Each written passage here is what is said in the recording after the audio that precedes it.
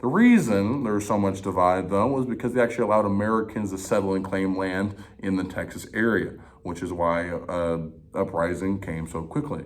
And then they became their own country for a second, not just as Texas, which then eventually joined America, which is again why we have the right to recede.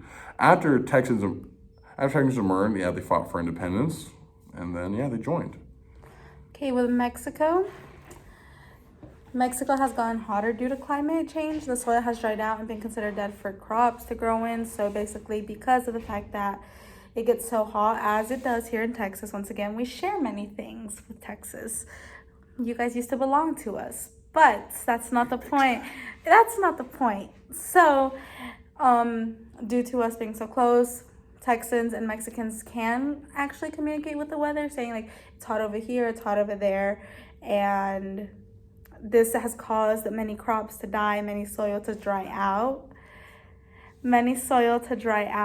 causing farmers and anyone that owns barns or land over there to just move it slightly to the more south, just to be able to get better soil, better positive impacts, better product in just general with whatever they are growing. Farmers are constantly on alert and ready to move from one land to another when necessary. Hopefully as time progresses, we don't have to be as prepared, but as of right now, we are. Could be us. Now, let's move into human-Earth relationships. We try to keep ours functioning well, so we have a good bit to talk about here. Originally, go way far back, the natives of Texas were hunter-gatherers, so there wasn't a large impact from cattle, wasn't a large impact from farming. It was just, everything living off the land. But as populations increased, though, and new people came in, livestock were introduced, primarily from Europeans. Such things as cattle, sheep, and goats, all those were brought here, and we had the pastures to support them, because even our local fauna were very large grazing animals like that. Now, the primary crop grown here in Texas was cotton, and then that was followed up by corn. So while even only one of those was meant for food, the other one was also greatly used for just general resources. Now, and then they got into mass-scale terraforming when the population started to drastically increase here. And due to those large plains we talked about earlier, when it come to said terraforming, it was done quickly, it was done effectively, and it caused Texas to grow massively when it came to farming, cattle, and general population. Okay, with Earth-human relationships in Mexico, I'm not going to try to hide it. It could be a little bit better. It could be a little bit better. Texas still has some work too. But going back to Mexico, humans have been the cause to air pollution, lack of clean water, and deforestation. So that's we gotta lock in and do better. But due to Mexico sitting at 7,000 feet in elevation, the lower level of oxygen reduces the efficiency of vehicle engines. So they are causing, once again, a little bit more harm to the earth in our side. But the higher result of pollution is around the lower regions of Mexico. Maybe try more sustainable methods next time. You always know what to say. Now, let's move on to ecosystems. We have something other than deserts. You know what, Megan? I think I should go ahead and start then, since we have nothing but deserts. So Mexico is one of the world's most biologically diverse countries. Diverse is the key word. It encompasses vast deserts, tropical rainforests, mangroves, swamps, alpine ecosystems, and supporting a wide range of reptiles, mammals, as well as other types of animals. This temperature in all areas of Mexico typically ranges from 53.6 degrees Fahrenheit all the way to 89.6 degrees Fahrenheit, at times reaching the hundreds.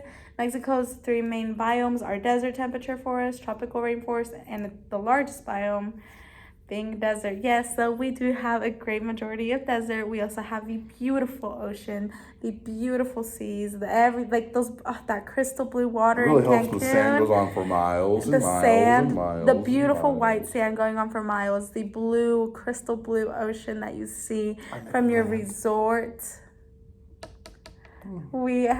Helps when Texas come down to help fund that stuff, doesn't it? Now, let's move on to the ecosystems in Texas. Now, since we have actual diversity, while we have the Western fronts from all our famous movies, we also have a good bit of swampland paired with even most of those large growing plains along the forest to pair with them. The large sums of lakes to add on to that. So, with all those plains and everything, a lot of our fauna are, like I said, large roaming animals. We have buffalo, we have moose, deer, all those giant roaming animals, which we also use as a good source of food. Now, paired with that, though, that comes the hunters that would go after them. We have large sums of wolves, mountain lions, and even black bears. Right, that's kind of animal diversity there. Now, since these environments were so large, though, and built the way they were, the idea for cattle, which made it easy to integrate, Europeans and their people there. Now, one of the other great things about it is, now if my partner would stop trying to destroy my amazing performance, we can continue. Now, wrong slide, darling, you're ruining everything. That's because they can't handle the greatness that they lost. Now, primary crop in Texas was this is still the wrong one. Do better. We have higher standards here. That's because we're from Texas now, okay? We do better here. Now, in more barren areas, we also have great things such as snakes and rabbits, as I was talking about earlier, is what was used when needed as a source of food. It's a lot harder to use that land for agricultural reasons, or a lot harder to use it for cattle, but we found a way to eventually develop into what we needed. Now, these areas were not ideal for hunting, but thankfully, rabbit stew tastes pretty good, and snake jerky matches pretty good too. Okay, going on to terrain. Mexico is a land of extremes with high mountains and deep canyons in the center of the country, sweeping deserts in the north, dense rainforest in the south and east. Mountains cover much of Mexico. The highland valley of Mexico is enclosed on all sides by mountains that form parts of the Cordillera, non-volcanic range. But with this being here from Texas, like literally right here from Texas, you can still see the beautiful mountains that are all over Mexico. Many travel to go over there just to climb and have a chance to hike and take pictures of the beautiful canyons that the land has to offer. What do you have to offer, Texas? World-renowned barbecue.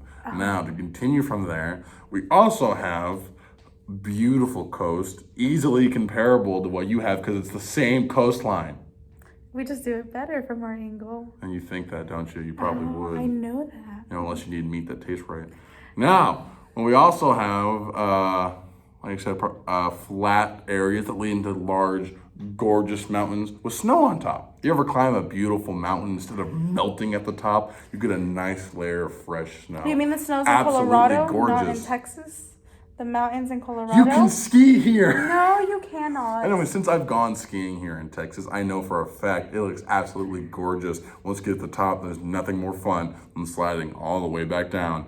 Now to go on for that, we finally have our famous desert region, which unlike yours are known for the wild, wild west and influencing large sums of fame and culture around the world. Because guess what?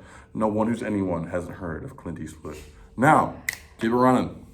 Okay, going into that with local atmosphere, Mexico is from the northern and central parts of the country, which are very arid, semi-arid, and they have the occupancy of 56% of the territory. 37% of the area is subhumid and is found in mountains, coastal plains of the Pacific Gulf of Mexico. The northeastern part of Yucatan, humid areas are most likely located in the remaining 7% of the territory. Now it comes to our local atmosphere. Texas is famous for rapid shifts in weather and atmospheric conditions. Just this morning, it was 42. Now we're well into the 80s. Our rapid shifts are almost infamous. On top of that, we have rapid temperature, humidity can shift, right? Going from a horrid dry to a murky wet really quickly, into the fact where it can change in the course of one football game, which is how we measure time here in the Great Lone Star State. Now, Texas has achieved days that have snowed in the morning and past 80 in the afternoon. We hold records in temperature shifts. All these things that we have talked about have all connected to help grow certain foods. Mexico grows foods that Texas cannot, and that goes both ways. That goes both ways. So if y'all would please look. We'll throw our maps up We'll right throw our below us. You'll maps. see them real quick. They'll be great. You can admire the beautiful ranges